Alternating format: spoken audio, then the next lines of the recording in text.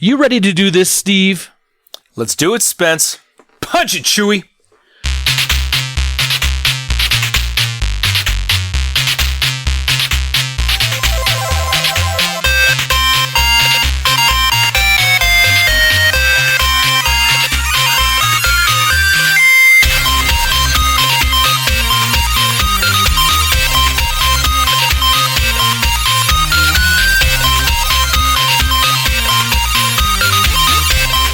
Welcome, Super Friends, to the Fortress of Nerditude podcast, a safe place to talk about all things in nerd and pop culture.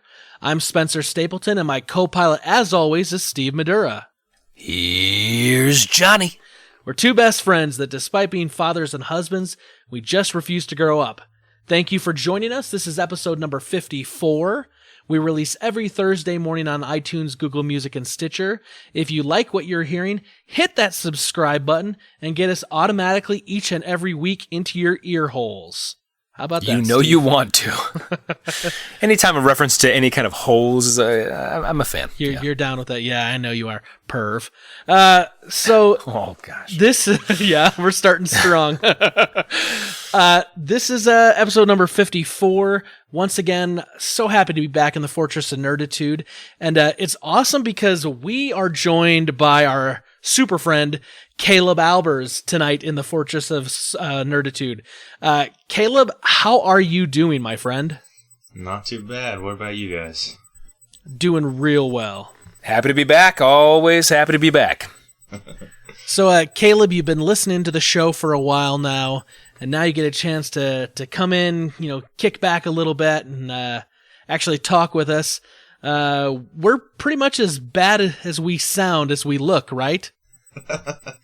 Well, Face I for wouldn't say radio? that.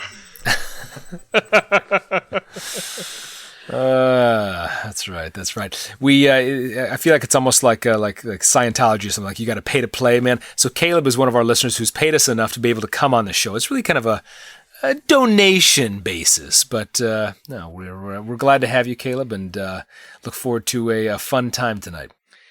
And on a side note, I've known Caleb for about the last 5 years. So, I watched him as a kind of a late teenager, and then, growing up and becoming a man and getting married and whatnot. So it's been, been a kind of a cool ride recently. And Caleb, I know you and I have been talking. You're getting ready to make a big change, right? To jump into this game that we call podcasting. I am. Me and my buddy Johnny Rose, we've been friends since I was in 9th grade. Decided to take up podcasting, and we've released a couple things, but nothing too solid. We don't have a solid structure yet, but we're just working on it right now. Man, I mean, that's the way it starts, though. An idea, and you nurture it, and you give it a little bit of water and a little sunshine, and next thing you know, bang, you got a podcast. Yeah, I think our Little TLC too. Little TLC. our needs a little more sunshine and water. Maybe some manure. Whatever. That's awesome, man. Well, congratulations on even taking the first step, because the first step, as they always say, is the hardest. So True. Yeah. True. I think it took us, what, Steve?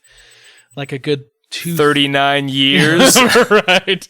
I was going to say a good 2-3 months of some hard planning before we got it off the ground, and I'd been, looking at it for almost 6 months prior to that. But yeah, 39 years, sure, that works too. That'd be cool. Well, Caleb, good luck to you, and let us know so we can subscribe and listen as you have faithfully listened to us. All right, I will do that. I was going to say, Spencer says that you are new to the marriage game. So tell us a little bit about this. So you're newly married, quote unquote newly married. If you count 3 years as newly. Yes. Yeah, definitely. They don't call it the 7-year itch for nothing. That's very cool. And you, any kids, or you guys still living the honeymoon phase? Still living the honeymoon phase. No kids yet, and I think that's most people. Let that baby ride. Don't rush it. Don't rush it. Yeah. I mean, get there eventually. We're not saying don't do it. Yeah. We gotta populate, the world. But let me put it to you this way: did you get woken up this morning at 5:30 in the morning with a little boy punching you in the nuts? If the answer is no, you're living right. Nope, I can't say that that's happened. That same little boy came in for a hug. Yeah. Welcomed Spencer home. That's very cool. Very cool. And you ride motorcycles as well, I assume. Is that correct? Is that a correct assumption? I want to super bad. I don't have the appropriate funds to purchase a motorcycle, but I have all the gear ready. I was just showing Spencer my Captain America jacket back there. Just on my wall of... Oh, nice. My wall of shame. I gotta say, this is a pretty sweet leather jacket, I must admit. Yeah, I had to get... You're ready Ordered to it go. online. It's fit perfectly, and I also have a helmet or like a full-faced helmet that I pimped out to look like Captain America. It's like a blue face, and then I painted like the mask to red and white. Put the A on the forehead, wings on the side. I feel pretty cool. Nice. That is awesome.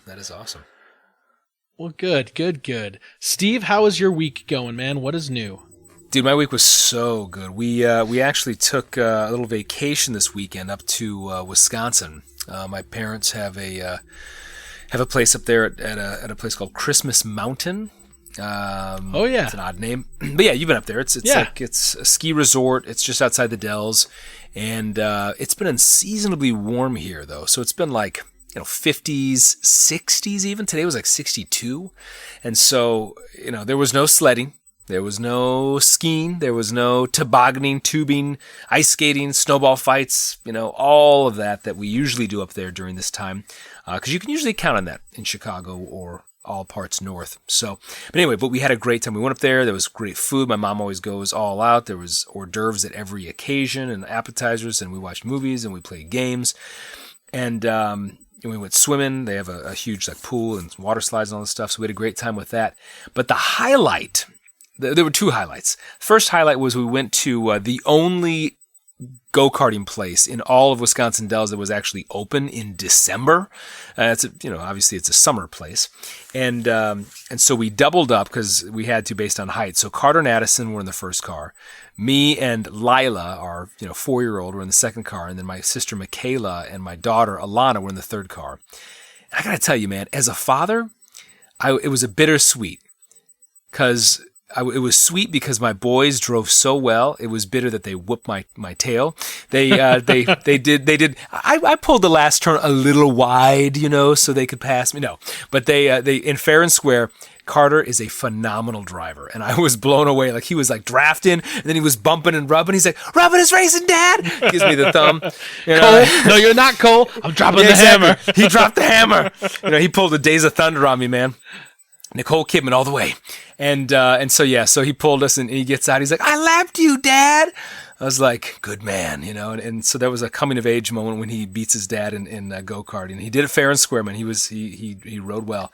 But the second thing that was a highlight for the kids was they were outside playing soccer out in the yard or whatever at the resort, and suddenly they bring up this gray ball of fur, and I'm like, oh my gosh, they found something dead, like it's a squirrel or something like that, and suddenly it pops its little head up and it's a little cat. Whoa. I'm like, dude, it's alive. And so they found this little stray cat, and suddenly for the remainder of the time it became the focus of everything. They got milk out for it. They got cold cut Lunchables out for it. They're feeding it. Carter creates this castle out of a reclaimed box that he dumpster dove for. Wow. He made this. He got tissue in there, and they were trying to think of a name for it. And they're like, what about granite? Because it was a slate gray. And what about concrete? They're just weird names, And my sister goes, what about Christmas Meountain? Oh man. And so they named it Christmas Meountain. And of course at the conclusion of our trip I got to be the bad dad because they're all like, "Come on, Dad, let's take him home." I'm like, "No." They're like, "Come on." I'm like, "No." And so, later that day, because we leave on Sunday, Addison was kind of acting up a little bit in church in primary, and so I had to take him out in the hallway and was talking to him about his behavior. And he's like, "You're a bad dad because you don't even care about Christmas Meountain." And I just start busting up laughing in the hallway. I'm like, you go to my non-caring about Christmas meowton. Some feral cat that was like looking for a place to reside. Oh for a few my days. gosh, flea bag. No, but it was a very cute cat anyway. But we did not end up keeping it. But it was worth all the tokens and all the wristbands that we would have purchased otherwise So, had that cat not come what into our did lives. you do with the cat when you left? I kicked it to the curb like a football. No, we left it in its little castle-like cardboard box that Carter made for it, and I keep telling the kids, I'm like, some other family will be looking forward to playing with that cat just like we did, and we don't even know. It could have been somebody's cat. Like, what if they left and they got halfway down the road and they're like, "Mommy, we forgot about Christmas socks," meowton. Yeah, I'm sure its name is not Christmas meow. We forgot about garbage. You're like, what's garbage? That's what we call our cat because he gets in garbage. That's right. So anyway, I'm like, it's gonna go back to the tube in which we found it because it was in some I don't know, drainage ditch tube, but where it was living. It was a cute cat though, cute cat. Yeah, okay. So anyway, but it was a lot of fun. We had a great time, a lot of wonderful memories made, and good vacation. So nice. Yeah, how was the week in the Stapleton home? A week was great. We had a great weekend. The Christmas lights in our kind of vicinity are all popping up and turning on. And over the weekend, we took the boys out and drove around to look at Christmas lights. And up in the a little neighboring town of Layton, there's a park, and you can walk through the park, and they've got Christmas lights at night, or you can also kind of drive through the park, and it's free, no cost. And so we drove through the park 3 times that night, a Friday night, looking at Christmas lights, and the boys were pointing out all the different things they saw, the Santa on the helicopter and the Tyrannosaurus Rex and the Little Mermaid. Some of it isn't exactly Christmas themed. It's whatever. Yeah. But they were having a great time, and so we got to do that. We also had a little church Christmas party we went to, and the kids got to run around and play, and they got up on the gymnasium stage, and so they were running around up there. And of course, as a parent who's never let their kid get up on the stage, I'm worried that they're going to fall off the 4 feet, and bust an ankle or crack their head open. But everyone was fine. Everyone was good. But then tonight, so we've been playing, I think I've talked about this, a couple weeks ago, we started Super Mario Odyssey on the Switch. Yeah. And every night the boys like, Daddy, can we play Super Mario Odyssey? And so maybe we get in half an hour, maybe as much as 45 minutes, and we'll play it, and they'll kind of tell me where to go and what to do. Well, tonight we beat the game. We got to the very end, and we beat the game, and Charlie's like, Daddy, we kicked Bowser and won the game. Woohoo! And just started jumping up in the bed. It was just so funny. It made me laugh. But it's one of these games where there's so much to do, so many power moons to collect, or little purple coins, and there's all these little mini puzzles and mazes and little levels that you got to discover and different little things to do. Once you beat the game, you can go back to kind of try to finish off and collect everything in each of the worlds you end up visiting along the way. So I think we're going to go back and we're going to make sure we get everything in the game, because we're all having fun. It's one of these things where, you remember how we were talking about how Bryce Jolly and his wife were playing the Switch at night, and, kind of hiding, from the kids and playing and, having a great time.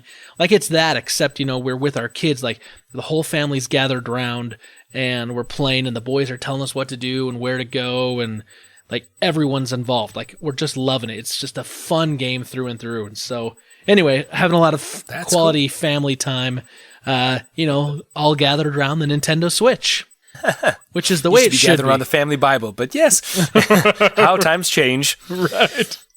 That's too funny. Anyway, a good week. So very cool. Now, the lights that you saw when you went and saw the lights, were any of these set to music? Because I feel that's the new thing of turn your radio to this station, and it's all set to some Not at the place we were at.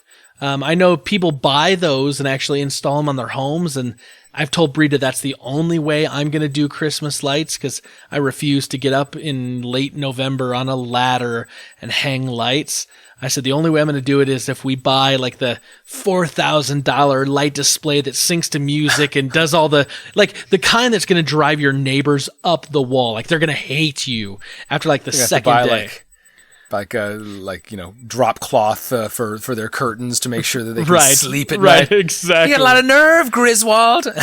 Here's the thing, though. That's I very cool. said that's the only way we're going to do it. The only way I lose is if Brita calls my bluff and makes me spend the money. Otherwise, I'm guessing that it's so expensive, it's prohibitive. She'll want to spend that money on other things, and I'm off the hook. But just last week, weren't you?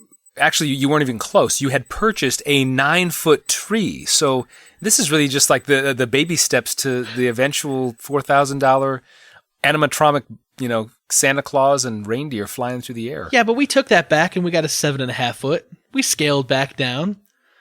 Only because it stopped working. Involuntarily, right? Right. Yeah. Oh my Yeah, gosh. exactly.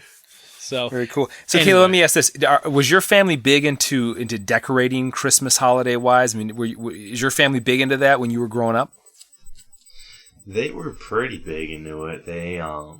We would usually gather probably the day after Thanksgiving if we stayed home, or if we went somewhere. It was usually the day we got back. We would set up all of our Christmas decorations, but we were sure before Thanksgiving did not listen to any Christmas music, just because we believe the turkey deserves its day, and it's something I've taken into my my married life, and my wife does not appreciate it as much as I do.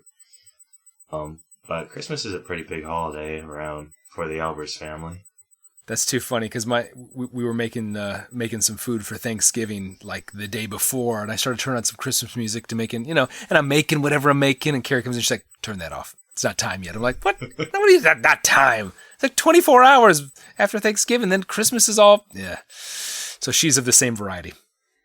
yeah, I'm definitely it has to be the day after Thanksgiving. That's when we put up the tree, all the decorations, then the Christmas music can begin. But if I hear Christmas music in September, done. No. I should say. I listened to it in June. My dad used to listen to it while he was sunbathing. I'm like, whatever. Oh, the weather outside is frightful. He's like, actually, it's kind of grumpy nice. old I'm getting a tan. I'm in a thong. That's an very image I cool. don't want to think of your dad. All right, well, He goes European style. Yeah, let's move along quickly now. Let's get to my favorite part of the podcast and yours. And Caleb's. Oh yeah. I always have to let you know, many Bothans died to bring us this information. Rest in peace, you Bothans.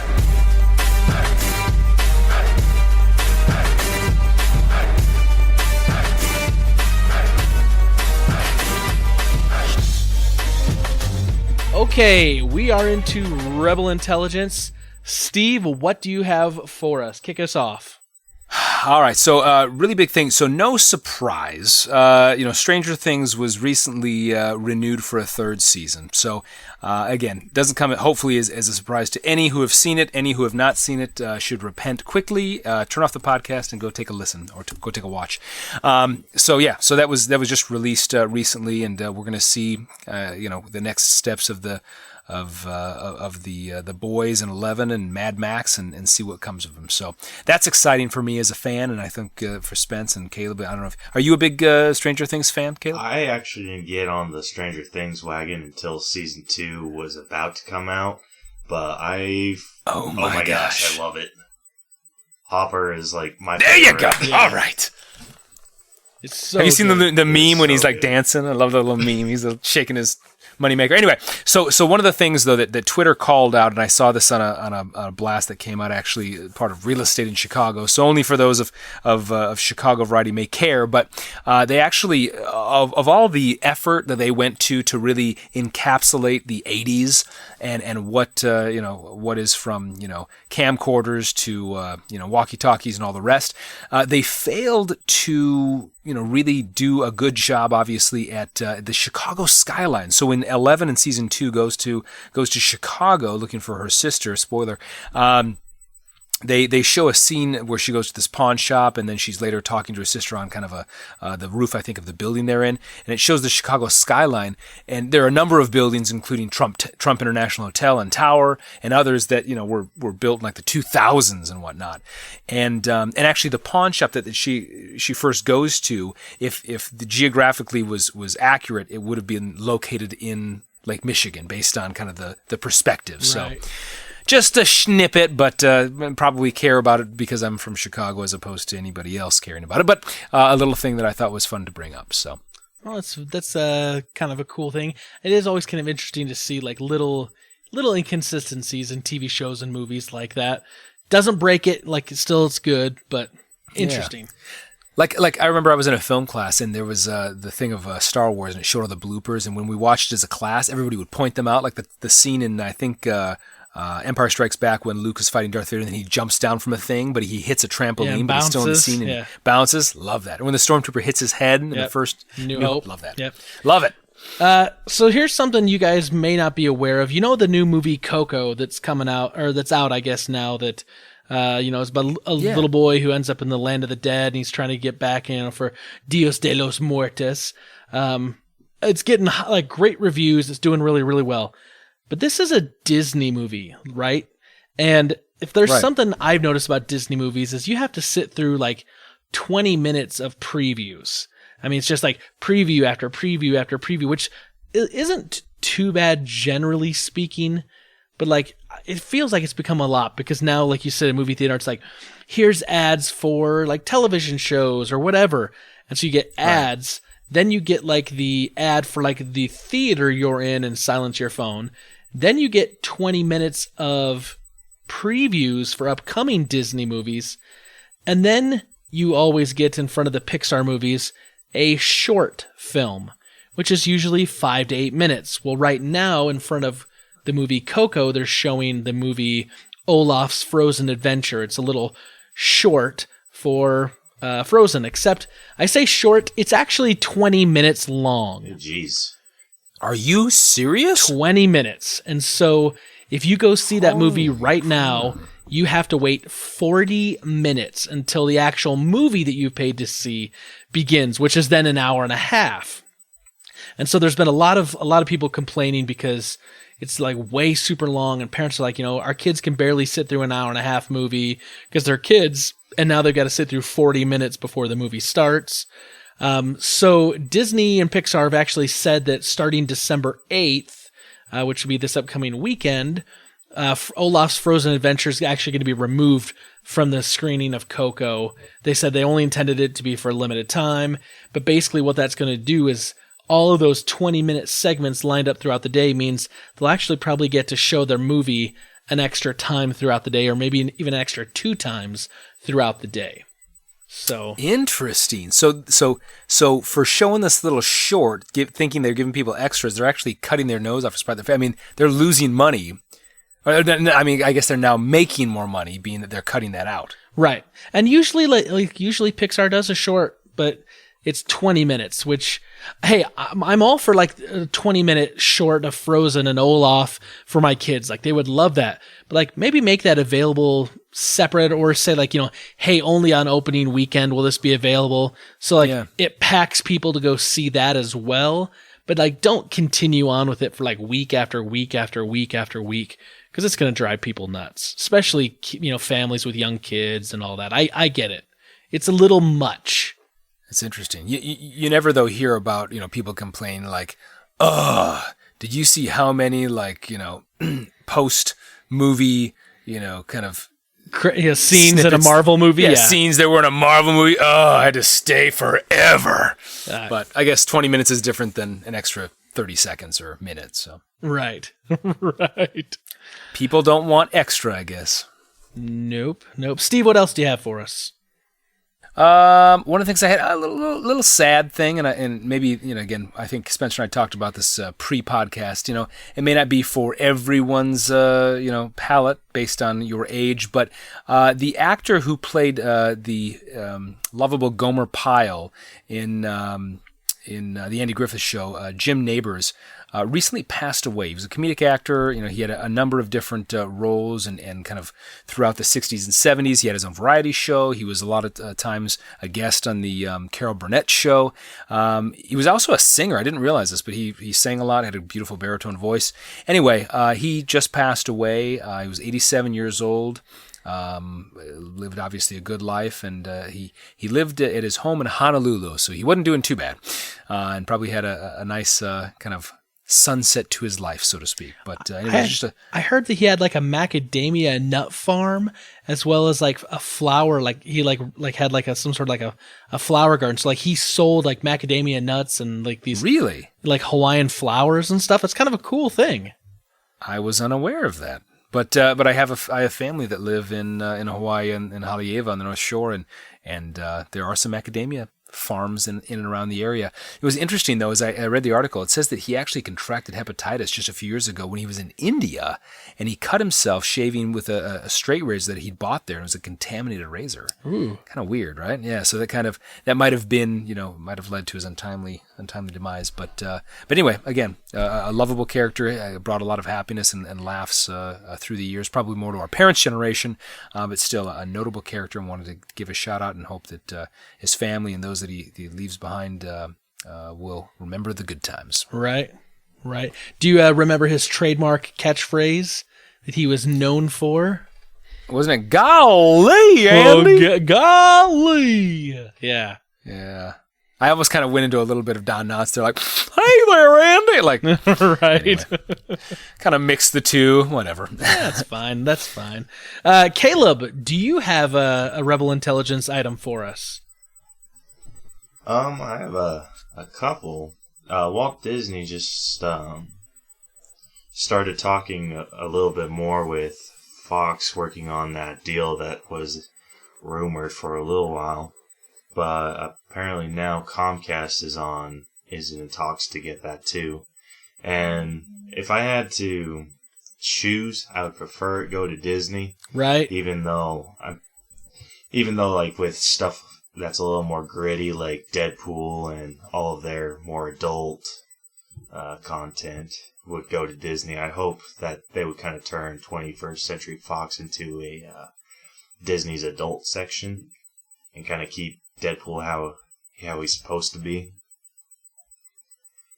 But it's super important that I feel that Marvel or that Disney gets like X-Men and Fantastic Four, because I want to see an X-Men versus Fantastic Four movie just as bad as anyone. But absolutely. I want I need the Fantastic Four to be done justice in one movie. Right. Yeah, that's we've right. had 3 so far, and they haven't been treated well in any of them yet. I think we talked about it a few podcasts ago that we really wanted to see Chris Evans battle himself if there was like an Avengers versus Fantastic Four. Human Torch versus Captain America. Showtime. Yeah, that'd be awesome. One thing that I hope they do, if Disney does end up buying 21st Century, is I hope that they have Reed Richards buy the empty Avengers Tower and turn it into the Baxter Building. I think that would be awesome. Yeah. But there's a lot of stories that I think that the Fantastic Four could add to the cinematic universe. Yeah. And that's just absolutely. me being an absolute comic book nerd. One of these that's awesome. One of these boxes on my shelves is packed full of comic books. I don't want to show my cards right now, but plus it's an audio podcast, and so only you and I and Steve will be able to see it. Right. Yeah, that's reason 2. Yep. So Caleb, you said you had something else for us. Yeah, there was a pretty big casting confirmation that just came out. Jude Law is supposed to be playing Captain Marvel in the Captain Marvel movie. And Really? yeah, so that's kind of a huge deal, at least for me. He's going to be playing his alter ego, the identity that he assumes, Dr. Walter Lawson. Okay. He's a scientist that worked on the space program with Carol Danvers. He was the scientist and she was the pilot for everything. And right, yeah. Captain Marvel is actually a Kree, which, if you guys remember, they're the what's his name? Ronan, the Accuser from Guardians of the Galaxy, is a Kree, and they're typically blue. They're typically blue skinned, but from the comics, they are. There are two different classes of Kree. Ones are the typical blue skin, and then the others are pink, or like human skin tone. And it's just because of the Kree would breed with genetically compatible aliens, so now they're just kind of split. But Captain Marvel was a captain of the Kree military, and it's kind of funny how he got his name, because everyone would call him Marvel or just something like that. But his real name is Plus Commander Jaehaerys Halassin Marvel, and Plus Commander is the literal term for captain in the Kree language. But well, that's cool. Yeah, so he got his or just Captain Marvel by Nick Fury, but just mispronouncing his name. Right. And the only Avengers that even bothered to learn his real name were Falcon and Thor. That's cool. I don't know if you guys if you've heard the recent kind of, I mean, this kind of casting news, but kind of not. So you know how Margot Robbie was cast as Harley Quinn in Suicide Squad, right? Mm-hmm. And then we've talked about how there's going to be a spin-off movie called The Gotham City Sirens. We've actually heard there's going to be Suicide Squad 2, and so she's set to reprise her roles in both of those movies. Now they're also saying there's going to be a Harley and Joker movie, which is just going to be kind of like the two of them kind of focusing on, well, now she's reporting that there's actually going to be a fourth Harley Quinn movie that has nothing to do with anything else, that stuff, but it's just going to be kind of like a solo movie based on her. And I get that she's a super popular character. I get that, you know, she played the heck out of the role, but I mean, here's the deal, like, and I've said this about DC, they're kind of doing like the big stuff and then trying to scale back to do the individual kind of solo films. I don't like that strategy. I don't think it's a winning strategy per se. I like how Marvel's done the individuals and then built to the team ups. But I'm kind of okay with Margot Robbie. I mean, she's one of the characters that's, you know, done well, at least her character. Yeah, I agree. I think she was great, and I think she'll be great again. I think what else has she been in besides that? Has she been in some other? She was in The Wolf of Wall Street. I know. Oh, no. When I was this is what it was. When I was at the theater watching Thor Ragnarok, I walked by a movie poster for, you know, the upcoming shows, the upcoming movies, and the Tanya it's the Tanya Harding movie. She's going to play Tanya Harding in the Really? upcoming movie. Yeah, I was like, oh, perfect. Wow. Okay. Crowbar to the back of the leg, Nancy Kerrigan, bam! So, yeah. So, that's where I gotta say, Margot...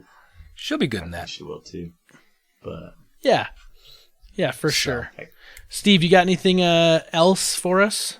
Yeah. One last thing is there's a video out by the Fort Worth Police Department, same crew that brought us the viral video last year for the wannabe cop Stormtrooper, and the similar themed Darth Vader clip a year before that. This time it's Chewbacca, and he is the newest rookie of the police department. And this video is hilarious. It shows him, like getting kind of, introduced to some of his comrade in arms and kind of going around the police department. Shows him like sparring with another rookie, and like he's like, go easy on him now, and he like rips the guy's arm off. It doesn't show anything, of course, and then some guy faints in the background. It shows him in the showers, and he's like, dude, are you done in there yet? So he like gets out, he's like, and he like walks by in a towel. He's like, are you gonna clean up this hair? And the last scene, which I think is hilarious, is he's sitting and they're in the cafeteria, and he's eating he's got like, it looks like a cactus leaf and some bones of some animal, and he's just kind of like picking at it, kind of like got his hand on his face in his hand. And the guy's like, hey, I'm sorry about Han. He's like, and he like gets up and walks up. He's like, you want to talk about it? So that was funny. It was great. I love that we have a police department that's doing something fun like this, right? Like it's a good PR piece, right? I mean, it gets attention to them. It's fun, and they're using real people. Like they're not paying actors. You can tell these are real officers on the department. Yeah, definitely not actors. And we were even willing to forgive the fact that they misspelled Wookiee. So whatever, it's fine. Yeah. But anyway, if you haven't seen it, go out and take a watch. It's hilarious. It's a good time. And like Spencer said, it's nice to see the men at arms and women at arms doing something fun. Yeah. So. The last thing I had, Steve, is you know how we talked about the TV show American Gods a little while ago? It's an adaptation of the Neil Gaiman book by the same name. Apparently the showrunners, Michael Green and Brian Fuller, who did the first season, are leaving. Like, this is a hit show. Like, it apparently is, doing really, really well, but they're having disagreements over budget and creative control and direction. And so even though the show's greenlit for a second season, they are out. Neil Gaiman said, like, he's doing a show right now in the UK, so he's not going to be doing it. Budgets, like they're talking about, like reportedly like $10 million an episode and production costs for the second season. That's what they were kind of talking about. It's interesting. Like, how many times do we have big shows that are on television that like lose their showrunners? I mean, it happens. Yeah, I mean, Lost. Yeah, happened in Lost. Well, J.J. Abrams though is unique though because he has a history of like starting a show, like coming up with the premise, writing it, being the showrunner, and then leaving it because he did that with Alias, and then he left Alias to go do Lost, and then he left Lost to go do the Star Trek movie. I did 2 Star Trek movies, and then he left to go do Star Wars. So nobody likes a quitter, JJ. I'm just kidding. Right, but. It will be interesting to see if this show, if the quality stays as good, if it continues to be a juggernaut for stars that it was on, or if it's going to be, if it's going to fizzle and die. So we'll have to see what happens coming up in the old future. But that's all I got for Rebel Intelligence. Steve, did you have anything else? I'm done. Caleb, did you have anything else? No, nothing I can think of. You gotta have a quick note. Margot Robbie, going back to her, she's all types of yummy, but that's all I gotta say about her. Okay. Everybody's got their little crush. Yeah, of course. Steve, last week we had our Thor Ragnarok movie club, and we had a little giveaway, and the thing that the listeners, the super friends, had to do was go onto Twitter, and they had to vote in an online poll that I put out and let me know who's their favorite kind of character in the new and whatchamacallit, the kind of the MCU right now, like who's who's their people, who do they got. And so there's a couple of these that I'd like to read just, to kind of give you an idea of, what people are saying, like what's the scuttlebutt out there. Paul Calico at pcalico84 says his favorite character is Karen, which is Spidey's suit's AI in Spider-Man Homecoming. And I really like that because as Paul and I gushed over it, that's voiced by Jennifer Connelly, who is a longtime crush of mine from Rocketeer, Labyrinth, but she's also married to Paul Bettany, who was the voice of Jarvis, who became the Vision in Age of Ultron. That's right. Bah Humbug Surge at backlog_blues says Howard the Duck. He says, dude needs to make a comeback.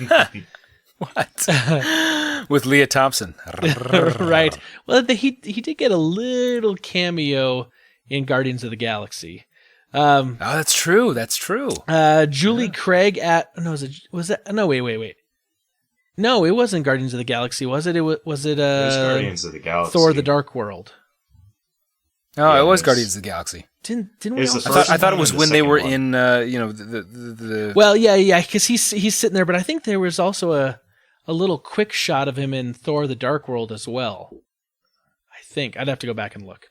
Anyway, Julie Craig at October Mommy says Loki. Okay. Yeah. A lot of people like Loki, and especially this last installment, they are all about the Tom Hiddleston. Right. And we can't argue that. Josh Bones at Josh Bones also said Loki. Brett T-Bodden at Hop Tongar says Thor. Not just saying that because of the recent movie. He's always been my favorite. I love his arrogance about his own divinity. I think it's hilarious how awesome he thinks he is, but he can also back it up with some sweet powers.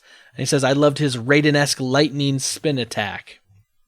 Brendan Myers 5473-0859-1301 at King of the Pirates says, I love Captain Steve Rogers, but the further into the MCU, the harder it makes to pick. And I think that's right. I mean, there's so many good characters, right? And they just keep introducing more and more. Thunderfan at Genuine Apology 7 says Peter Quill / Star-Lord. Such a fun character. He actually says... A lot of attitude. He actually said Sky-Lord. I corrected it to say Star-Lord because that's the real name. Whatever. It's all out there. Yeah. I'm with you, man. And then Loki, Ken L at Kenneth DL says Loki is probably my favorite MCU character. He's the only truly developed villain. And I agree. I'm right on there. The only truly developed villain in the MCU, in the film universe. Some of the other villains. I think there are a lot that still have some mystique to them. They still have because they haven't, which we're going to talk about later tonight. But yeah, but do you remember the villain from the first Iron Man movie? Yep, exactly. It was Randy. No. His name was Obadiah Stane. Obadiah Stane! That's right. Right. But that was the character in the first Iron Man. So I'm saying, we remember Loki very, very, very well. That's true. But not. TJ at TJ215J, or at T215J, says Hulk. Gotta love Hulk. I love me some Bruce Banner. Hulk's my favorite. But did he like... Hulk's your favorite? He has been since I was a little kid. I love the Hulk. Hulk and Spider-Man. Those are my two go-tos. But Caleb, do you like the talking Hulk in Thor Ragnarok? I thought he was a little bad friend, like a 2-year-old, like just a angry little 2-year-old. But I like the talking version of him in comics. I could do that all day. This one I had mixed feelings, but overall I really, really liked it. Nice. Okay, there you go. Well, the winner of our Thor Ragnarok poster is going to go to Brendan Myers at King of the Pirates. So, Ooh. Brendan, we will be hitting you up in a direct message so we can get your address and we can get that mailed out to you as the brand new recipient of a Thor Ragnarok poster, courtesy of the Fortress of Nerditude. Steve, each and every week we continue to march on to glory and fame as we do our podcast, but we always are looking for more listeners. We want listeners to become friends and friends to become super friends. How can our current super friends help us out? They can rate us on iTunes with a 5-star rating, so the Fortress of Nerditude is not as hard to find as Margot Robbie in a ice skating leotard with a crowbar in hand. Right? I'm going to watch that. Tanya Harding movie. Interesting. Yeah. Interesting. I know Caleb's going to be watching it. You know it. Be first in line in cosplay. I don't know what that cosplay would be. Okay. Sequins. So this last week, we had something huge happen. Like, if you actually remember, like, I made a prediction that we weren't going to see this until The Last Jedi dropped. Now, thankfully, it dropped a little early because, that'd be too much awesomeness all at one time, and it would probably be overshadowed. But the big Avengers Infinity War trailer finally dropped. Caleb has been dying to talk about this since it was released at D23 and at San Diego Comic-Con, which is funny because now some of the stuff that was released back then was different and was actually kind of a little bit of a red herring because obviously Thor Ragnarok hadn't come out and Right. they didn't want to spoil that movie because there were some things that were going to happen. So now the gloves are off. It has dropped. We can officially talk about it. Let's kick this thing off, man. Let's get into this. All right. So I thought the trailer was awesome. I mean, first of all, just high level. I think it was. I guess everything you want to see. It left some to the imagination, but we saw all of the main stars come together in this epic journey that has been decades in the making. Right? Man, my hair stood up and then almost as tall as Spidey's did. We'll get to that. Right. So Caleb, give us just your quick overall impression. What did you think of this? I have to say, I have watched it enough times for it to almost be sad, but I absolutely What is loved that it. threshold? Is there a... I don't want to. Yeah, whatever. I'm not embarrassed by it. I've watched it about 30 times. Nice. There you Come go. out. There you Nice. go. There's the threshold. Just That's about not sad, 30. man. That's called being a fan, man. So here's something like I'm a big fan of now kind of in the trailers is like obviously like usually in trailers you get the voiceover work, but like you get like we've been talking about this lately, like the big music, like the big scores, it feels like they're making these trailers like more cinematic than ever before. But what I loved about this trailer, just like right from the get-go, is you hear Nick Fury starting the voiceover, and you can tell we're getting the theme from the first Avengers movie is what they're playing, kind of over top of all the stuff that we'll talk about that they were showing. I loved that the tone was set like right from the very beginning when Nick Fury says like there was an idea. And I was like, like I got the chills because he's, that's the first team up and talking about the, the whole idea when at the end of that Iron Man movie when he's talking to Tony, Yep. and he's like, there was an idea, to assemble a team that could handle, take on the things, that we can't. I was like, oh, this is so good because this is the culmination of where we're going. I love that. Like just to start off, like that was perfect for me. Well, and even Samuel's voice, I mean, whether it's a Capital One commercial or this, you just get chills. I mean, like, whenever he just starts talking, you're like, he's bad A, man. He bad A. Right. So let me ask you something. At the start of the trailer, Caleb, you see Tony Stark, and it looks like he's kind of like holding. At first, it looked like maybe he was holding someone's hand, but then it looks like maybe he's holding his hand. do you think this is foreshadowing a close death to someone Tony Stark cares about? Or do you think this is something else? Do you think that's trying to like a bit of a mislead? I think it's something else. Because I know he in Iron Man 3 had a really hard time trying to cope with the fact of everything that he saw from Avengers. So I think that seeing everything pop up again, like all this crazy alien stuff, all these bad guys, I think it's kind of bringing back like a PTSD kind of effect. Oh yeah, that's kind of a good take on that. Like, yeah, because he did like Iron Man 3 was all kind of his, him struggling with that and kind of climbing into the bottle, so to speak, and like really trying to, struggling with that. Now, do you get the effect, Spence, that he is somewhere other than Earth in this first shot? It's hard to tell because you see a lot of orange and a lot of red behind it, and you kind of see some floating debris. So, like, he may not be on Earth, but then again, he could be, and it could be a slow-mo, and there could be an explosion going on behind him. It's kind of hard to tell, to be perfectly honest, but... There is actually a theory going around online that the Avengers somehow were transported to Xandar, because that's, if everyone watched Guardians, everyone knows that's where the Power Stone is with the Nova Corps.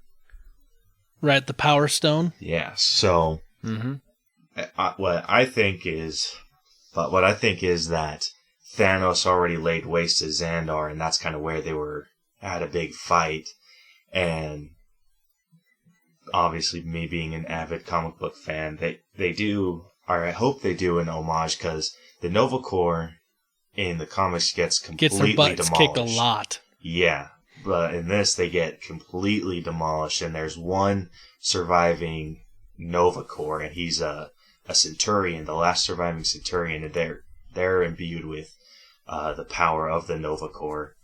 And he gets mortally wounded and has to transfer his power to a human on Earth, which is Richard Rider, who's a teenager when he first receives the power. So I'm hoping that they do an homage to that in some way, so that they can bring Nova into the cinematic universe. Yeah, that's definitely a possibility. It's man. I read that online too. That a lot of people are saying like it could be there. It's hard to say. Like this could be a lot of things, and it definitely could be a red herring. That's one of those things where like I don't kind of know where to kind of place this. So this is like for me, it's like I'm gonna have to wait and see sort of thing. Yep. Next thing though, like I want to talk about, because this like definitely goes into the kind of the what we saw in Thor Ragnarok. You see the shot of Bruce Banner, who's like in a big pile of rubble, and you got Doctor Strange and Wong like looking down on him, and you can see like this big kind of hole in the roof. So like obviously this is reminiscent of the Avengers when Bruce Banner, gets thrown, and he goes through there, and you see the guys like the janitor guys like, you fell from the sky, that kind of whole thing. Right. Except this is in the Sanctum Sanctorum, in New York City at Beaker Street. So now we've got Bruce Banner there. Here's the cool thing: we know he would have had to have been the Hulk in order to have withstood that sort of an impact. And now he's Banner. And if you remember in Thor Ragnarok, he does talk about worrying that he won't be able to transform back into Banner if he becomes the Hulk again. And this obviously takes place after Thor Ragnarok. So I don't know if that was just a feeling he had or whatnot, but like I know a lot of people are kind of talking about that, saying, well, I thought he wasn't going to be able to transform back. What do you guys think about that? Caleb, I'll let you take this one first. Being a Hulk fan, Banner's never really had control of the Hulk. Hulk's just kind of done his own thing. He's just been Hulk has just been released. Banner's kind of like the gatekeeper, but he's not. He's like holding the door shut. It's not locked or anything. The Hulk can break out whenever he wants to. So, well, yeah, whenever he gets angry. Yeah. So I think it's kind of interesting how they're portraying the Hulk, because they just kind of have, like, Hulk was in a constant state of adrenaline when he was in Sakaar during Thor Ragnarok. So, right. He was always fighting. He was always doing something where his adrenaline was just up. This may be a situation like when he fell through the that hangar or whatever building that was from Avengers. He was knocked out, so his adrenaline levels were able to go down enough where he was able to transform back into Banner. So I think I think they're going to stay consistent with that, where it's just going to be however his adrenaline is working at the. That could be. And I also got to admit, like, on a personal level, like, I really enjoy Mark Ruffalo's performance as Bruce Banner. And so I would be sad if all we had was just the Hulk and we didn't get to see the other side. Because really, I mean, he is the Dr. Jekyll and Mr. Hyde of the MCU and of Marvel Comics. Yeah. What do you think, Steve? Yeah, I mean, I think we talked about it a little bit at the, during last week's show that, I think Banner makes a kind of an interesting comment when he says, I've always felt like we always had, both hands on the wheel, that, Hulk had one hand and I had the other, up until recently when I was thrown in the trunk. And so I do wonder if something has changed. I don't know, whether metabolically or just, mentally with Banner and Hulk, and if Hulk is maybe getting more airtime and maybe he has less control than the limited control he once had. Right. I don't know, man. I love it. I'm excited. I can't wait. Like, I want to know what's going on there. I want to know what that's all about. Let me ask you this question. Okay. We see in the trailer, formerly Jarvis, now Vision, but Vision looks normal. Like, he looks like Paul Bettany, except he's got the stone in his forehead. Was that shocking or surprising to you, or did you feel like this eventually was going to be a thing and happen, Steve? Well, and that's usually, I guess, he's used human form in the past as a disguise, if I'm not mistaken. He's got an alias that he uses to better blend in kind of with, mankind and just, human beings. So I would assume that if that's the case, that there's obviously some attempt to hide, probably the Mind Stone that's implanted in his head from the detection of, I would assume, Thanos. Yeah. I mean, right? You got to imagine he has to be in hiding or, something, because I'm assuming that it's going to be something where they realize what Thanos is trying to do, and so then it's going to be like, hey, we've got to protect Vision, we've got to keep him hidden. Is that the impression you got, Caleb? That is pretty much the impression I got. I know that he has had the power to have a human form, and I know that what he was talking about in Age of Ultron to Scarlet Witch, that he has this power inside him, the Infinity Stone, and he doesn't know what it is or how powerful it is. He doesn't know anything about it. So maybe it is a new power of his that he just figured out.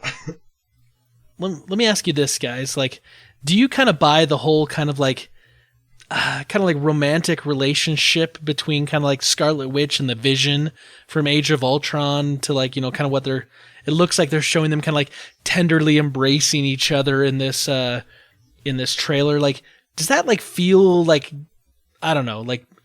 Does that feel like okay to you, or forced, unnatural? Yeah. Just a little bit, maybe.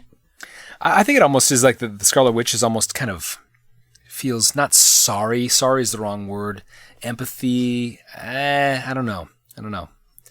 It doesn't seem like it's going to last. I don't know about that one.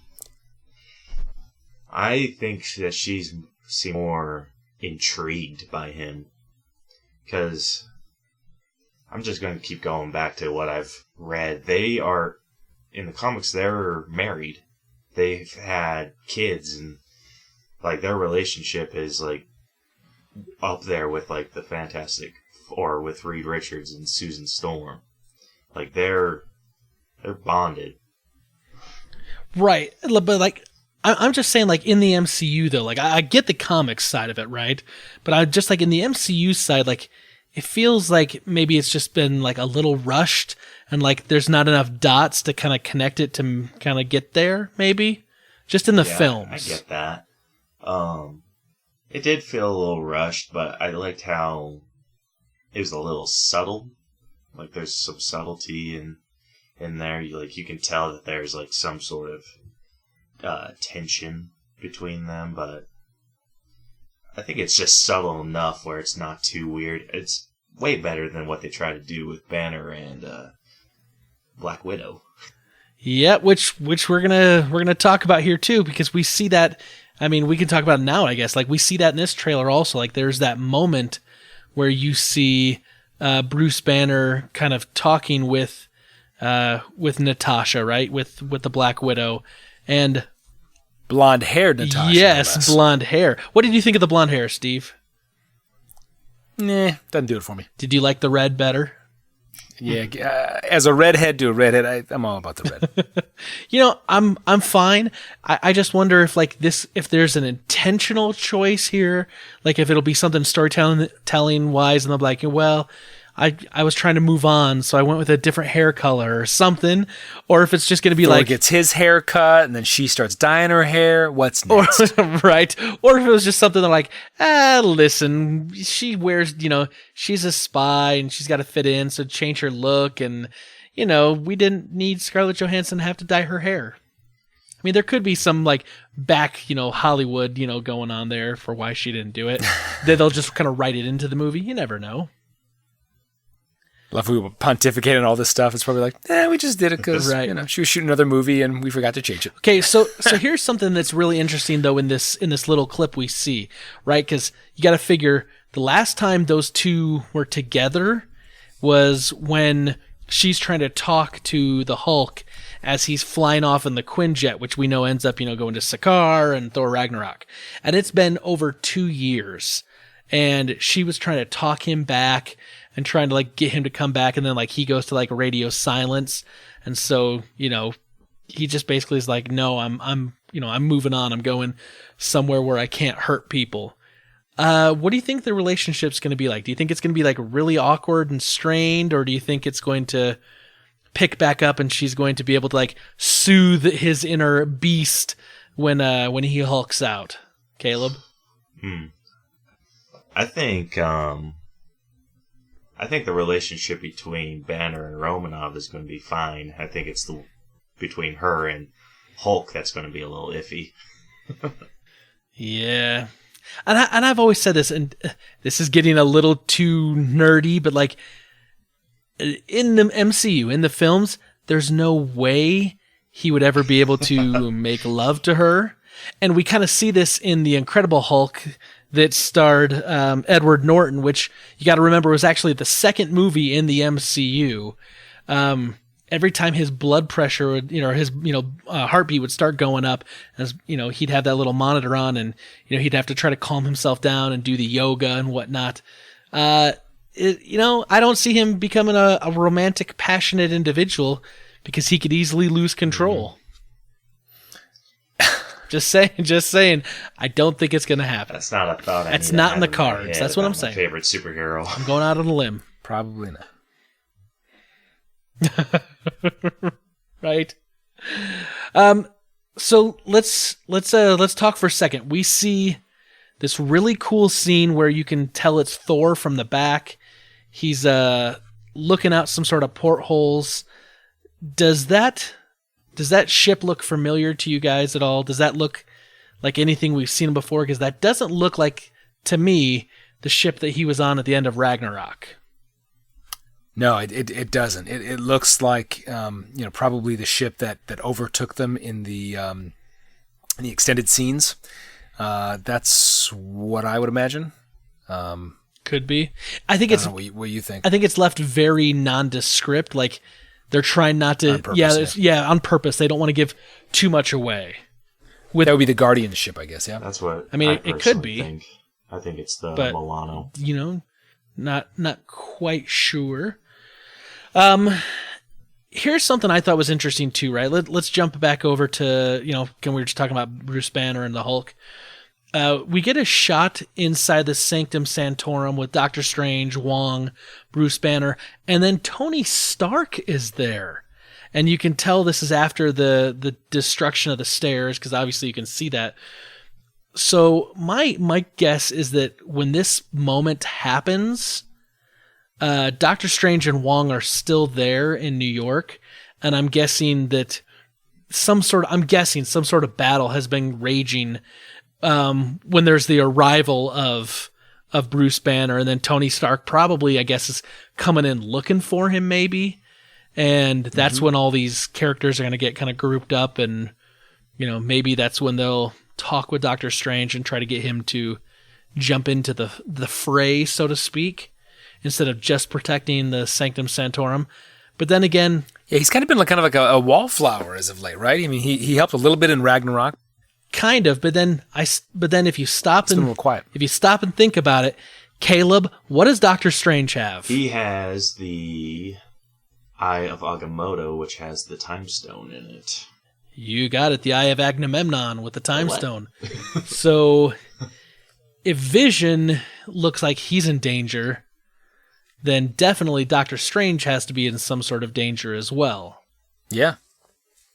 Yeah. Thank goodness he has that sweet cape. Right? The star of his movie. Quick little shot, Steve, you alluded to this earlier. We get to see Peter Parker with his arm hair, his little spider senses, tingling and jumping up, and he looks over his shoulder and sees that big ring in the sky. Gosh, I can't tell you how much I love Tom Holland's version of Spider-Man right now. Like, it is just so freaking good. It feels so right in the MCU, and man, I'm excited that that this is a thing. It's happening. Question: his real arm hair or CGI arm hair? I'm just kidding. CGI arm hair for sure. No, hopefully, it's awesome. And hopefully, it didn't cost him $25 million to put that in there, though. Right, exactly. Let's find out how much that junk cost. Because not only do they stand up, but then they kind of curve and face like little periscopes towards the ring. It looks like he's on a subway or a train or whatnot. I think you're right though. I think Spence. Anytime Tom Holland's on screen, he just adds a youthful, fun, vigor and jubilee to the screen. So I think it's he's great. Glad to see him return. I hope he gets a lot of screen time in the show. So we see him though. He wastes no time though. I mean, he gets right to the ring in the sky, and I believe we see him. I guess that's a little bit later in the trailer. Yeah, but yeah, we do see him. I know where you're going. We see him in his spider suit that Tony Stark created for him that we saw at the end of Spider-Man: Homecoming. Caleb, what do you think of the Iron Spider suit? I think that is probably the coolest Spider-Man suit I've ever seen. I love how the eyes light up. I didn't see them move at all. Did you guys? Right? So here's my thing. I love it, but I love the classic outfit. The outfit he wore during Homecoming and during Civil War. That's my favorite. But I'm a purist when it comes to Spider-Man like that. Like I love the original. It's what I grew up with. As a child in the late 70s, early 80s, that's always Spider-Man. Now, don't get me wrong, the Iron Spider suit that Tony creates for him is very, very cool, and I love it. Just the other one edges it out for me. Yeah, Spencer would go for like the hoodie that Tobey Maguire fought, Randy Macho Man Savage in, like over there. Listen, purist. His name was Bonesaw McGraw. Get it right. That's right. You want the Bonesaw?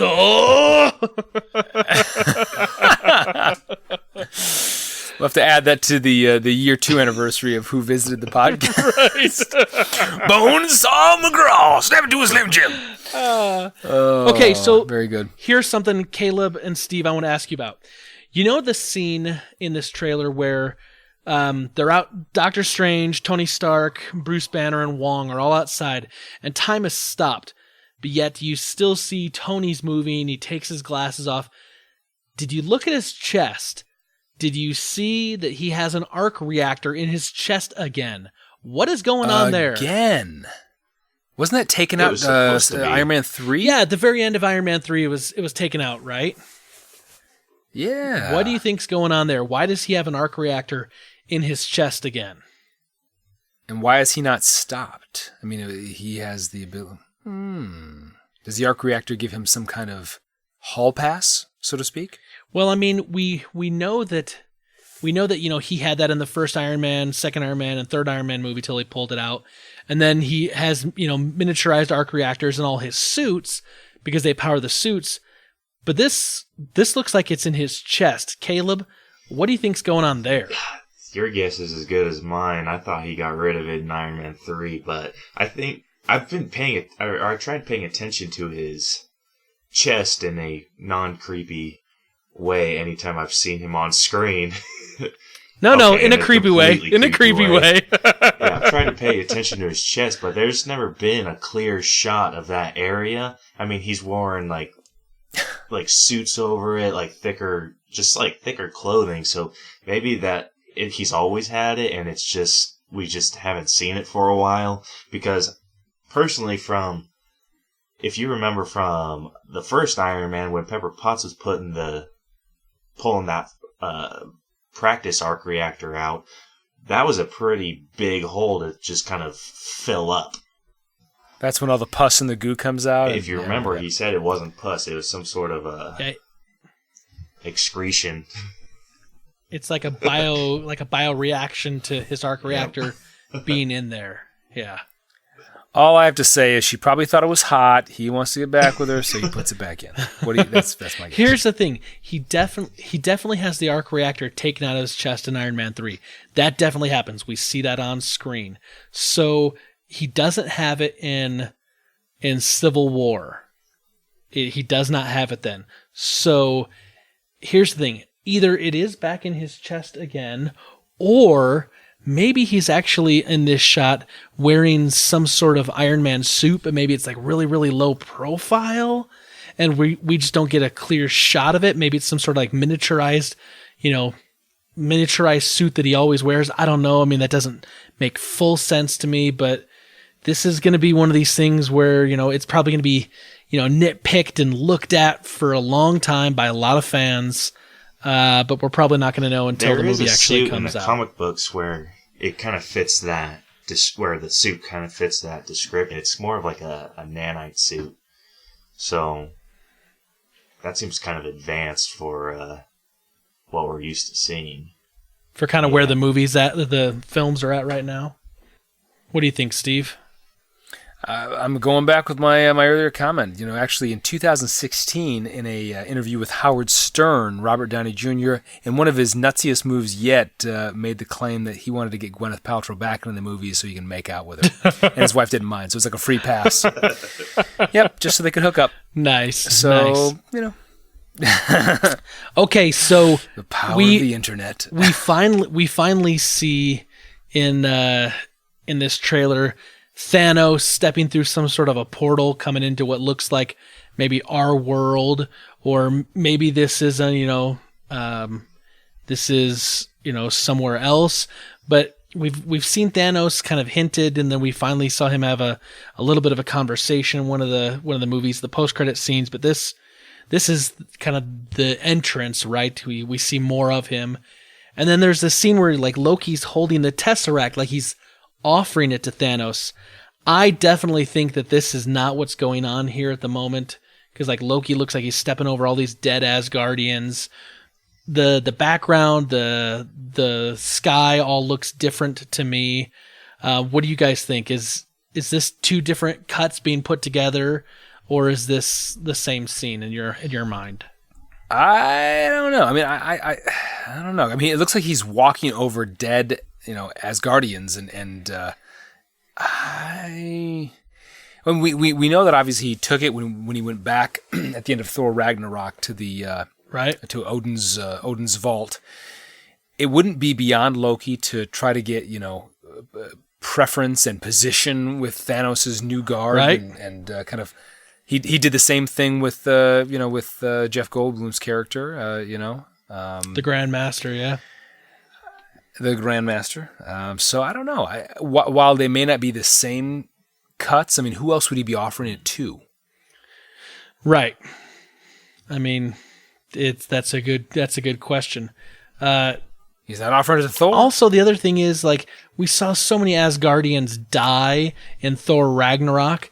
Like, are we really going to kill off all the Asgardians in this movie too? Or is this maybe like some sort of like dream that Loki's having? Or maybe it's his, one of his trickeries that he's, trying to do to give the appearance of something while he's actually hightailing it out of there to get away from Thanos. Because remember, he had a deal to kind of work for Thanos with the Chitauri in the first Avengers movie, and that didn't work out the way he wanted it to. I can't imagine he's buddy with Thanos right now. But you tell me, Caleb, what do you think? I personally don't trust the little weasel. I think he failed Thanos the first time, and I don't consider Thanos to be a very forgiving person. So I think Loki kind of took the Tesseract there as kind of a peace offering, saying like, "Hey, don't kill me or don't do anything to me. Don't harm me. I've done what I told you I would do." But I think it backfires and Thanos just takes it from him, and then because we see him with the Space Stone later in the trailer, so that's what I think happens. Right. I think he goes to take it so Thanos doesn't hunt him down, and then it just kind of backfires from there. A little further on the trailer, we see Thor. He's in some sort of like big ring contraption. It looks like he's trying to hold something together. It's a real quick shot, but man, it looks really cool. I'm really kind of liking it, but it's kind of hard to see what's going on. This could be him defending, the Asgardian refugee ship. It could be something else. I'm not quite sure what's going on there. As the trailer moves on, though, we get this scene, which is interesting to me because this is the first time we see a character that we haven't seen before. There's some sort of like lady in like a black kind of like mask, and she throws some big spear at a character that's kind of completely in the dark. Like, I think it's trying to make it look like, trying to keep us guessing as to who it is, because there is kind of a reveal, a few seconds later. Do you guys have any clue who this woman character is that we've yet to see? My personal guess is Proxima Midnight, one of the members of the Thanos' Black Order. She's the only one that I know has that's right. has a scepter. One of Thanos' thugs. Yeah, and so I think it could be her. Yeah, I think it's kind of cool here because they're kind of foreshadowing the fact that we're going to get more characters. It's not just going to be Thanos and a whole bunch of like minions, but there's going to be some other characters we're going to have to kind of get to know and see. And then of course she throws this spear, and there's like this whoever it is catches it in totally like the most like awesome way, like at the last second. We see this shadowy figure. Of course, this is, like this looks to be in the same moment, like in the next little quick scene, you hear T'Challa, who's the Black Panther, kind of in the voiceover that's going on. And he's like, he's like, we got to do this. He's like, and someone get that man a shield. And then they show stepping out of the shadows, Captain Freaking America with a beard on. And he's wearing like a very like, kind of like almost like a darkened version, like a blacked out version of his suit. It kind of reminded me a little bit of like the Winter Soldier movie. Somebody pimped his ride. Right. And so definitely like it makes me think that fight with what Caleb thinks is Proxima Midnight, that was Captain America catching that spear. Yeah. Absolutely. And then of course it's spliced together perfectly where the Scarlet Witch seems to see him coming out of the darkness and have a realization that he's back to help. So right. So here's my question about this, and this is going to be a little tougher because we don't see this here. The last time we see Captain America is at the end of Civil War, and he's taken to Wakanda with the Black Panther to kind of like hide out, right? Because he's now technically been classified as kind of like a war criminal, or like, a criminal, because he wouldn't sign the Sokovia Accords and wouldn't play nice with the federal overreach that Tony Stark was okay with. And registering and kind of the whole events of Civil War. Here's my question: are we going to see Captain America in the Black Panther movie, or is he going to be hiding out in Wakanda and like kind of the internal struggle or whatever that's going on in the Black Panther movie? He's just going to be kind of keeping it low key and not helping, because then he would be kind of outing himself since he's technically on the run. What do you think, Caleb? Do we see Cap in Black Panther? I do not think that we're going to see Captain America or the Winter Soldier in the Black Panther movie. I think Captain America is trying to figure out where he belongs. He's basically a man without a country right now because America's hunting him down as a war criminal. Right. And I don't think he wants to cause any problems for the Wakandans. Right. Which is interesting, like the whole idea of like Captain America being a man without a country. Like he emboldens the idea of like what America was during World War II, and obviously he's a man out of time story. But like that's right. A very interesting take, Captain America as a man without a country. Like, oh. Well, that's a cool freaking idea. He actually loses he's basically put in the same situation in some of the comic books, and he just goes by the Nomad. And that's what everyone calls him, the Nomad, the man without a country. So I think that's kind of the title. I don't think we're going to hear the title, the Nomad, but I think it's going to be no. Right. Yeah, absolutely. Sure. Yeah. I mean, it kind of has to in a way. Steve, we see a big, huge Hulk buster. Is that Tony Stark in there? Yeah. It's not. I actually did a little bit of research on this, and apparently there was some tie-in Lego sets for Infinity War that hit the web, indicating that none other than Bruce Banner is inside the giant suit that we see here, which is pretty cool because we see earlier when we talked about Bruce Banner talking with Scarlett Johansson that there was a what looked like a severed arm from Iron Man, but it was actually a little bit larger. It was from the Hulkbuster suit. So pretty darn cool. Huh? Very good. I like it. We'll have to see. Well, if what one would ask though, like why the suit? Why not just straight up Hulk? Unless we go back to our earlier conversation about maybe he doesn't have control anymore. Maybe to not even becoming Hulk. Maybe it's not the opposite of I can't get out of Hulk. Maybe I can't become Hulk when I need to. Or maybe it's also that Bruce Banner has the ability to kind of keep his head cool and collected in the Hulkbuster suit, and he can be kind of more methodical about it and doesn't have to lose control until he's needed to lose control. Because that's the thing, like with Hulk, like in my opinion, and definitely in the movies, like there's times when like you gotta let him off the chain, and you gotta let him just Hulk out and do his thing, because you need that raw aggression and power that he brings. I mean, if you read the comics, you know that really the Hulk can't be killed. I mean, at the end of everything, nuclear war could happen, and the cockroaches and the Incredible Hulk is going to be the things that survive. And Twinkies. And Twinkies. What I really think this is, though, it's a money grab for merchandising. To quote Spaceballs. Yes. It's always applicable in this situation. That's right. The flamethrower. We see this like big kind of like little fighting montage in this.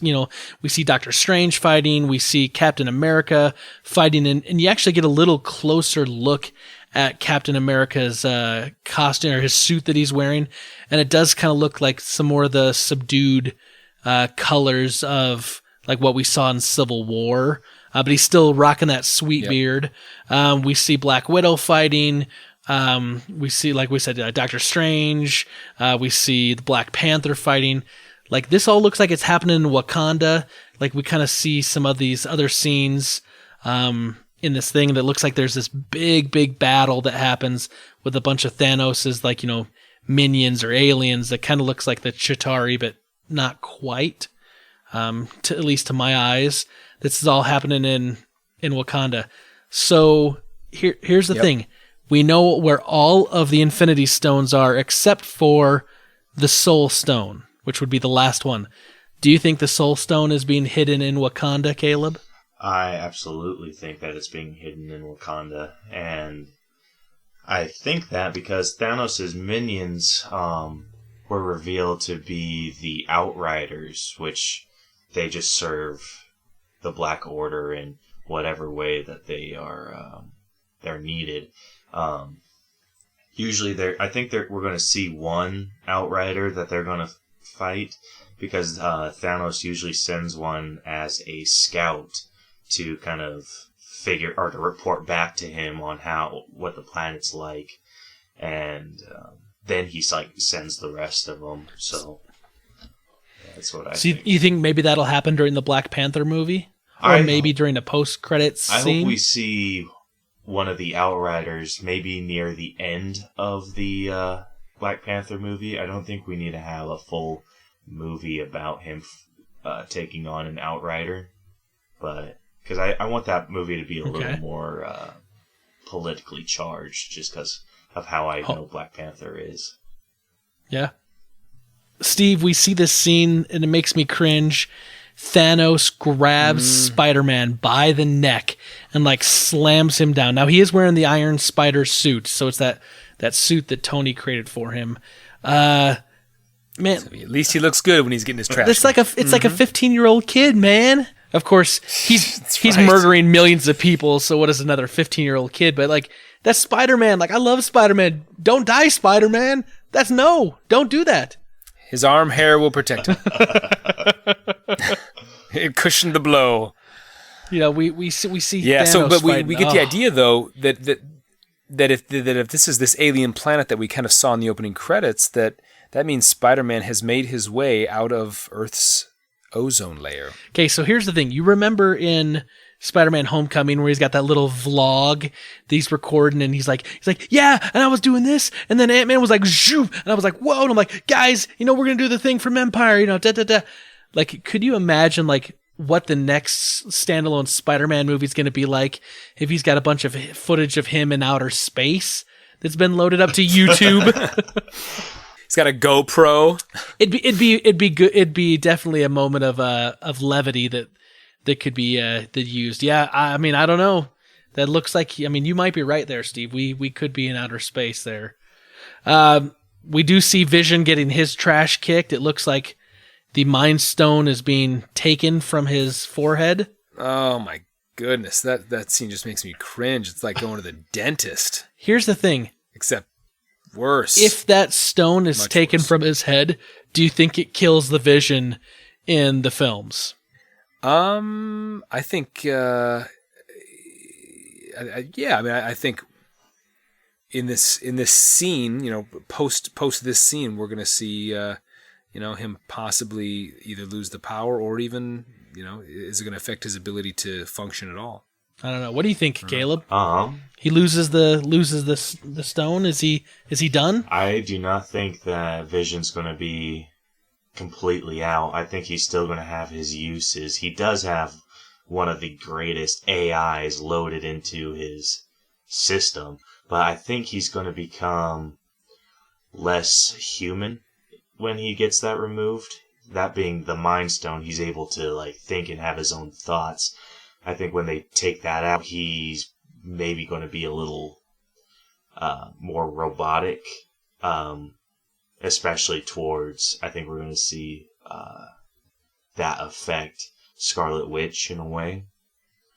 So I don't think he's going to be out of the fight, but I do think that he's just going to become more and more robotic. Interesting. I think maybe he just becomes like a normal human, like Paul Bettany, gets a job as like a bank teller, just becomes a normal guy. Right. Well, he would make an excellent computer. Has a white picket fence and a golden retriever and like a Dodge Stratus. We drives around that. we see Thanos just like real quickly later, like holding up the gauntlet, right? The Infinity Gauntlet, and he's got 2 stones in there, and it's very obvious. He's got the Power Stone in there, and then it looks like he's got the Space Stone, right, from the Tesseract. So he's got 2 of the stones he needs, but he's able to deliver quite a punch to Iron Man. Like he hits him once, and it just like levels him. I mean, it's like a Mike Tyson KO from back in the day. Now, what's funny though is he's in the one scene he's wearing it in his left hand, but he hits Tony with the right. You notice that?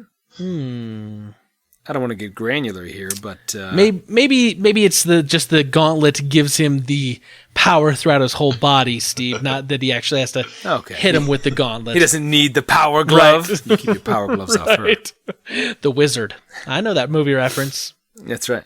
I saw it back in the day. All right. Yeah, I don't know. We'll have to kind of see where things go. We see a little bit more of the whole, the prep for this big battle that looks like it happens in Wakanda. We see, obviously T'Challa, the Black Panther there without his helmet on. We also see Bucky Barnes, aka the Winter Soldier. Looks like he's been taken off of ice again.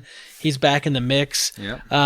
But this big fight, like if you look at some of the things, like you see the Hulkbuster is in the middle of everything. We see Falcon going through their shooting.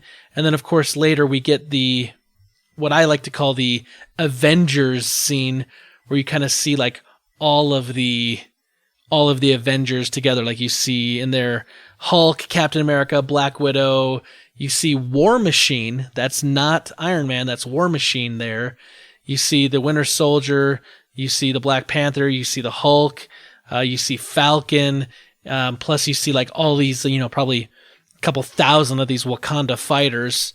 I gotta say, like, that's a pretty epic shot right there, don't you think? I mean, it's kind of like this is the newer version, like the Avengers 2.0, maybe, so to speak.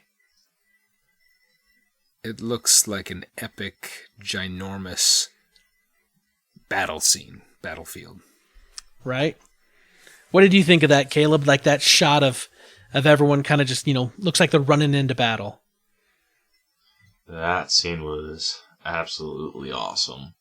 I like to see War Machine surprised me. Let me ask you this. Okay, so like the second to last scene we see in this trailer is we see a shot of Thor. And obviously, like, if you haven't seen Thor Ragnarok, this is going to spoil something now.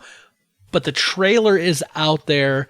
This trailer has been seen by like 250 million people or it's been viewed 250 million times in the first 24 hours. So I'm sure if you're listening to this podcast, you've seen it. Thor has the eye patch. He loses that eye, obviously, in Ragnarok. He's still wearing the eye patch. Caleb, you actually saw the leaked footage from either D23 or Comic-Con. This wasn't there, right? He was still rocking both eyes in the leaked footage you saw, correct? Yeah, he was rocking both eyes. I have a hard time trusting the Marvel's trailers now. They've kind of given me some trust issues. Since, yeah, like, man, I used to believe you, but now I got to go talk to a therapist. So of course for me, like this last little scene, this was like the post credit scene in like the actual movies, but right at the very end of the trailer, you see Thor, and he's kind of all busted up, and he's wearing the eye patch, and he looks up and he says something like, who are you guys? And the shot, we see none other than freaking Peter Quill's Star-Lord. We see the teenage version of Groot. We see Gamora. We see Rocket Raccoon. We see Drax, and then we see Mantis. And now we've got the freaking Guardians of the Galaxy at the end at this. I'm hoping above hoping that this isn't like the last scene of the movie, and that they dropped this in the trailer. I'm hoping that this actually happens maybe like halfway through the film or 3/4 of the way through the film, so that there's actually something else that happens, right? Like, I think it would be a big disservice to fans if we get teased the Guardians of the Galaxy now, but we don't see them until like the very last part of the movie in the Avengers Infinity War. What are your thoughts on that, Steve? Yeah. I mean, this better not be the end of the film. There's too much good, just karma and playing off one another that they had better dang well, give us a little bit of meat on that bone to enjoy. When I saw this, I mean, it hit off all cylinders for me, and I just thought this is going to be a phenomenal film. And they've got to. I mean, they have to bring it all, right? This is the climactic. Well, I mean, man. and there will be another Avengers movie, so it's going to be a 2-parter. But yeah, this is what they've been working a decade for. Caleb, What do you think? Showing up the Peter Quill and the gang. Do you think that's going to be a big letdown if that doesn't happen till the very end of the movie? Oh, I would be super mad, super upset with that. I love the Guardians, and I haven't known them that long. I didn't know about or didn't start reading their stuff until the first movie came out, but I have grown to love those characters so much. Yeah, and those movies are so good, like just funny, but they got some heart to them, and they've got obviously a lot of action, just good writing all around. I think that and I've said this before, like Marvel Studios is doing a great job at taking lesser known comic book characters and superheroes and making them massive, massive stars. And I'm going to be let down if they don't show up till the end of the movie. That's just me. Yep. Okay, so let's do final thoughts.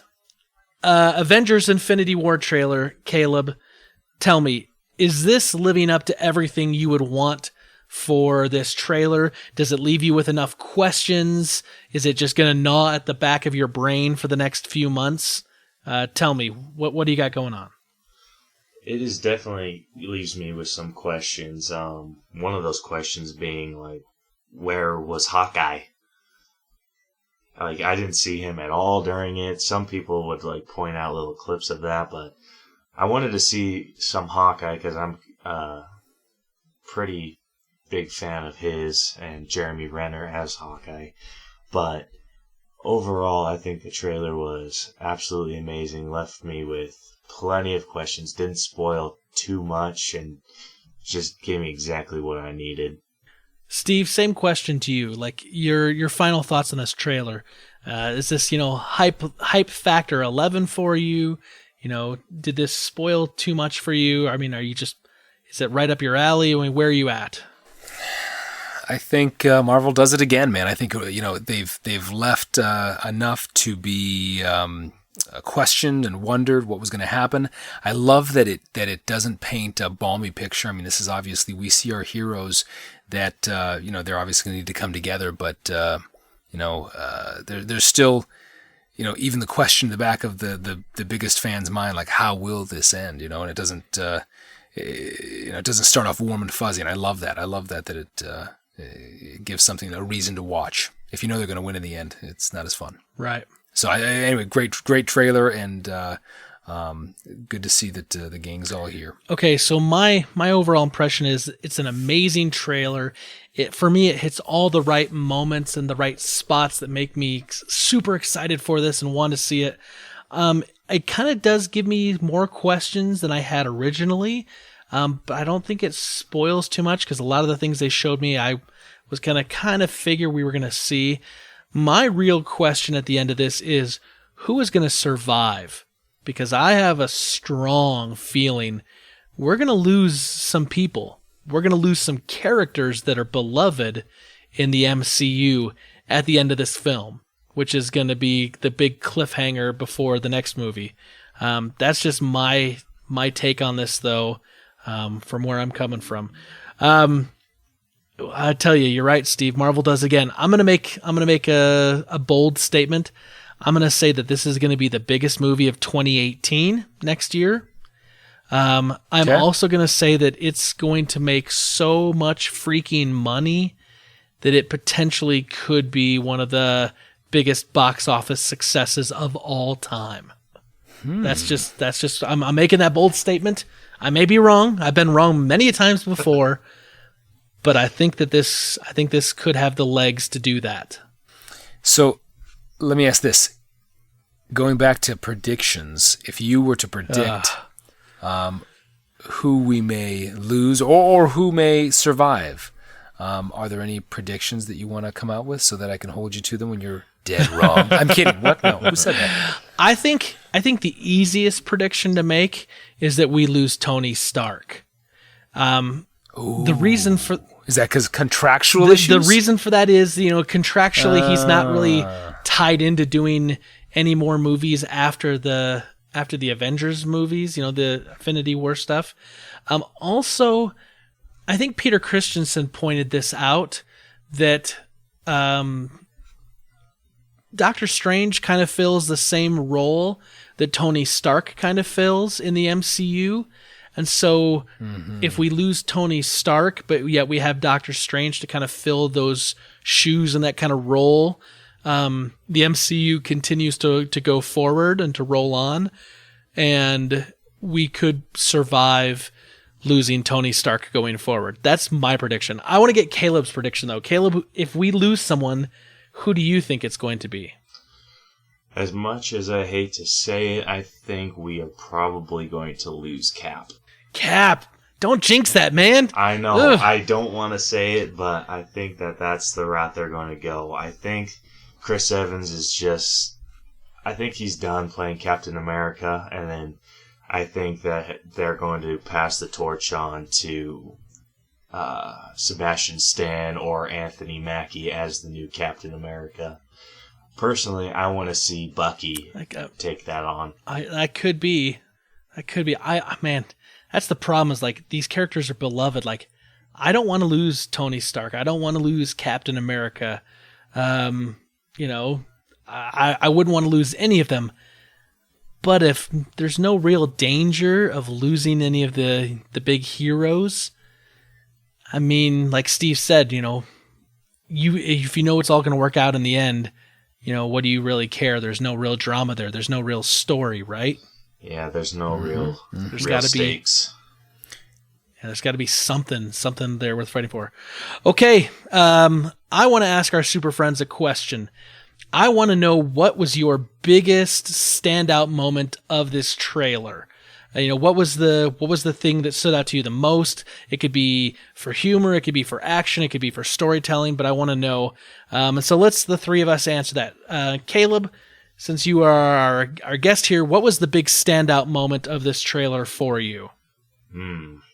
That's a tough one. The whole thing just stood out to me, but it had to be something that kind of pulled me out of it was, what we talked about earlier was Scarlett Johansson's hair. I kind of want to know what happened to her eyebrows.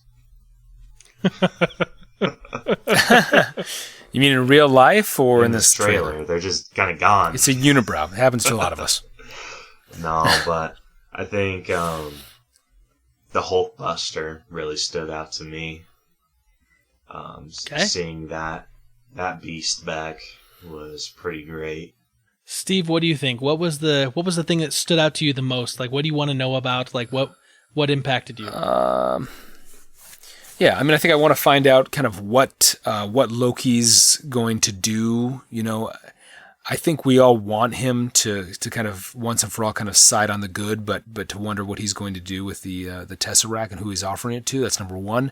Number two, I would say, I mean, I guess having Cap back. I mean, I know we all knew he was going to come back, and it was kind of a, but seeing him in the trailer was awesome. And then third was just having the Guardians of the Galaxy gang join in the fray. For me, the big things that stood out, definitely I'm with you, Steve, was the Guardians of the Galaxy showing up there at the end, because I think that's, we've in the MCU it was kind of all superhero, and now we're starting to get the magical stuff with Doctor Strange, and now kind of the space stuff with Guardians of the Galaxy. So that stood out, and that's really big. But the other thing that really kind of stuck out to me was the whole, what looks like the scene where, the Hulk comes crashing through this Sanctum Sanctorum and is in with Doctor Strange. And then you see Tony there. Like, I want to know what's kind of going on. And I really want to know what's going on with the relationship between Bruce Banner and the Hulk. That's really interesting to me. So that kind of stood out to me. But Super Friends, I want to hear from you. What stood out to you from the Avengers Infinity War trailer? You can let us know the old-fashioned way, the long-form answer, which is the email, and that's fordofnerd@gmail.com. Or you can get us on Twitter, which is @fordofnerd, or Facebook, which is facebook.com/fordofnerd. Or we also have a phone number, 801-477-7687. And give us those answers. What stood out to you? Guys, May 4th, 2018, Avengers Infinity War. Get hyped. It is happening. It's the culmination of 10 years. And let's speed up the time and get to it, right? Let's make this thing happen. Let's do it, man. Let's do it. Caleb, thank you once again for coming on and being willing to talk about this with us. We appreciate your time and your input, my friend. No, thank you for having me, guys. Very cool. Well, we will look forward to hearing from your answers next week. We will be back at it again, so join us then for another great episode of The Fortress of Nerditude. Yeah. All right. Well, may the force be with you always.